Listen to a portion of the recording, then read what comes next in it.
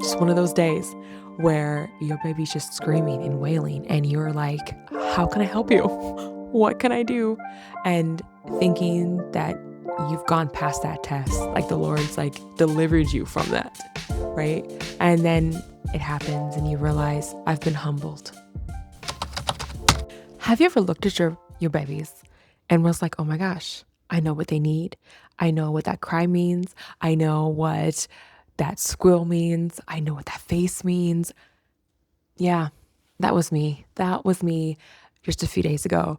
And my husband was like, you know what? That might be a good YouTube video. And here I am talking to you about that. By the way, my name is Tanika, and you are so, so, so welcome here. Here we talk about life, family, faith, motherhood, culture, current culture, all the things. And I really would love for you to join us in some of these conversations that we have. So it was a few days ago, and my husband and I were just making dinner, and my daughter was like squirreling and making like a funny noise. And I was like, oh, I know she needs this. And he was like, how do you know that? And I'm like, I don't think I've ever known anyone as intimately and as specifically as her, because we're always together. We are attached at the hip. And it had me being really grateful about this opportunity, this mat leave, this postpartum season. Just so thankful that I've been able to cultivate such a healthy attachment, like her to me and me to her, because of all the things that we walk through, which we all have different stories. But it was a special moment when I looked over at her and I'm like, I know my girl. I know her. And I know she's only 9 months. I know we have so much longer to go.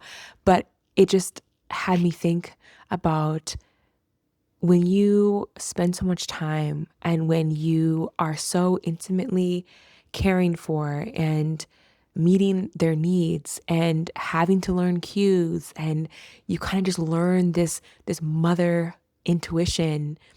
It's birthed with you as you have your baby.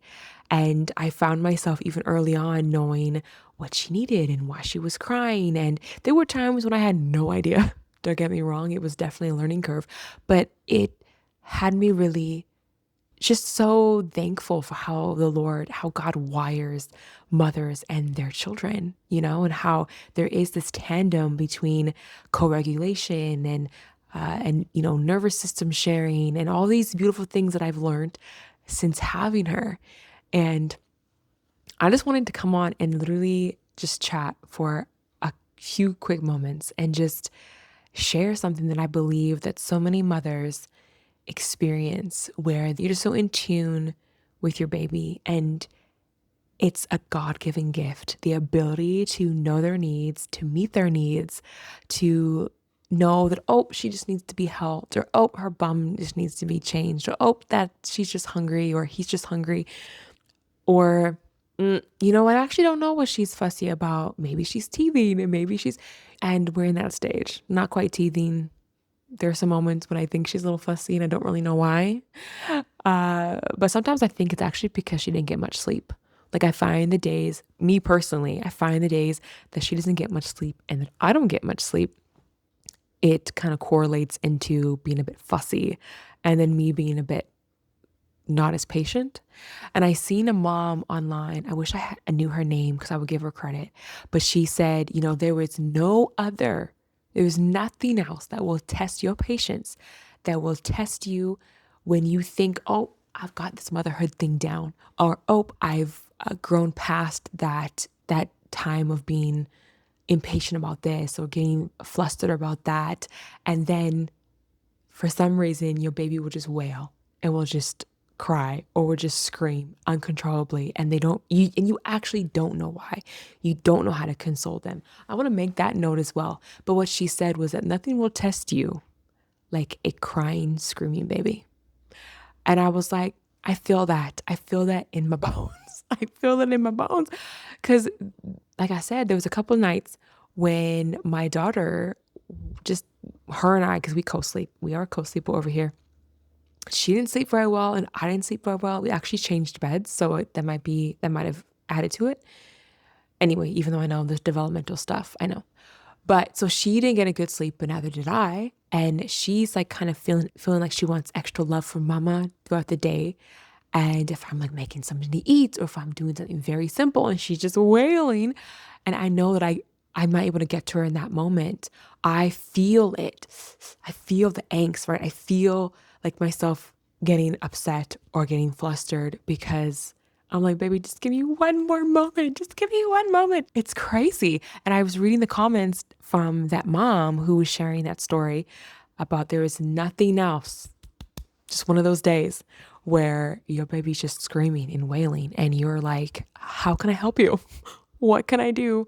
And thinking that you've gone past that test, like the Lord's like delivered you from that, right? And then it happens and you realize I've been humbled. I have been I've been humbled. I don't have it all together, which I think is a healthy realization, and know that we're never going to have it all together, but by the grace of God and the help of the Holy Spirit, he will give us grace in those moments, especially if we lean on him and we ask for his help in those moments to respond with love and kindness and be patient. And, even if we do mess up, there's times when I know I've messed up, even in these early days.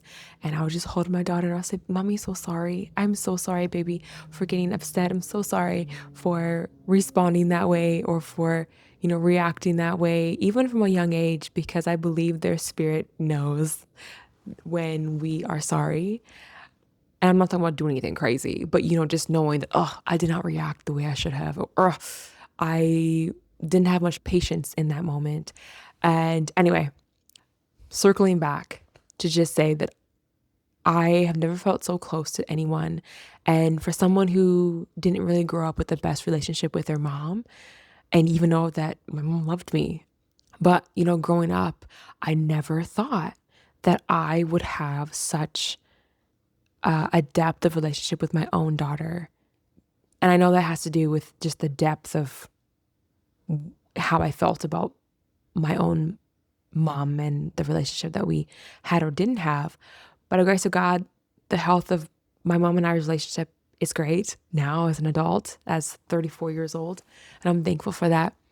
So to look at my daughter and know that I know you and that this is so good, and the Lord's going to continue to show how I can raise you and build you up and speak life into you and just know you, like intimately know you and love you so deeply. It's such a gift. Being a mom is such a gift. It's a challenge. I have never been stretched like this ever in my entire life. And I know many of you can attest to that. And I'm thankful. I'm thankful for the stretching. I'm thankful for the trying. I'm thankful for those sleepless nights. I'm thankful for the cries, for the tears, because she's a person. Like, my husband always says, I can't believe she's real. And I'm like, I can't believe she's real. Anyway, so I just wanted to come on and just chat about that a little bit with you, and just to have us think about, wow, yeah, there's nobody else that we can probably say we know better than our children, even when they're so young. And I believe it's just designed by God to be that way. And it's a gift. Like, our children are a gift from the Lord. And I'm so thankful.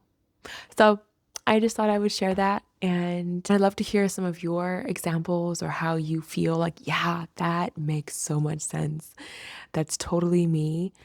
Share some of your stories down below. I'd love to hear some moments when you were tried, some moments when you were like, oh my gosh, I know my girl. Oh my gosh, I know my boy. This is amazing. Okay, guys. So make sure you hit the like and subscribe and click on one of these if you would like to hear some more from me. Okay, bye.